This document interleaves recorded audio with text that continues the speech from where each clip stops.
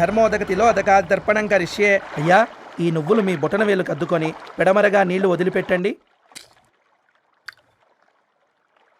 నాయనా, మీ అమ్మగారికి తిలోదకాలు ఇచ్చేవారు ఎవరైనా ఉన్నారా? ఎవరూ లేరండి. ఎవరు లేరంటారేంటండి?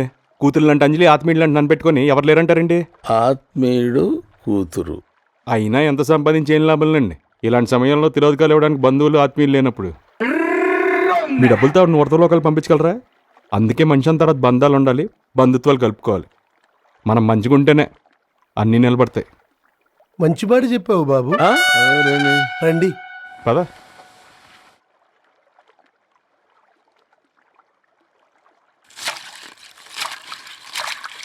అయ్యా, ఈ రోజు రాత్రి శివాలయంలో నిద్ర చేయండి, ప్రశాంతంగా ఉంటుంది. అలాగేనండి, తమరు దయచేయండి.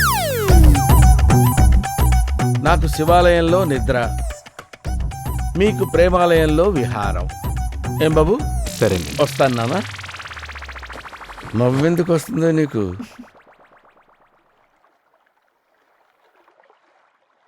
మనం ఇచ్చిన స్ట్రోక్కి బాబోయ్ అంటూ బాబాయ్ అని ఫిక్స్ అయిపోయినట్టున్నాడు. ఇక నీ జోలికి రాడలే. అంటే నువ్వు తనని ప్రేమిస్తున్న విషయం తనకింకా చెప్పలేదమ్మా? నీకు చెప్పకుండా నేను ఎప్పుడైనా ఏదైనా చేశానా అమ్మా? అది సరే, తనెక్కడా మనమెక్కడా? ఇదంతా జరిగే పనేనా? తనే నిన్న ఫోన్ చేసి ఇక్కడ కలుద్దాం అని చెప్పే వరకు నేను అలాగే అనుకున్నానమ్మా. సిద్ధార్థ్ అంటే తనే కదూ? అవునమ్మా, నువ్వు ఇంకా ఇక్కడే ఉంటే నాకు ప్రపోజ్ చేయడానికి తను ఇబ్బంది పడతాడేమో. అర్థమైంది. Good luck. హాయ్ అంజలి. హాయ్. ఏమంటున్నాడు మీ కొత్త బాబాయ్? ప్రతి మెసేజ్కి ముందో జై హింద్, వెనకో జై హింద్ తగిలిస్తున్నాడు. దేశభక్తుడు అయిపోయాడు అనమాట.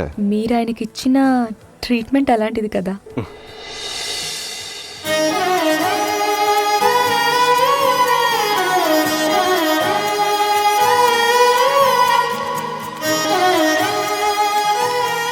ఏదో చెప్పాలనిపించారు.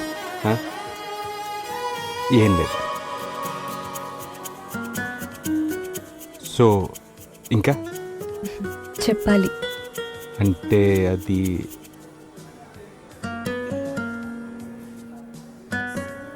నా బ్రేస్లెట్ నీ దగ్గర ఉండిపోయింది. అదంటే నాకు సెంటిమెంట్.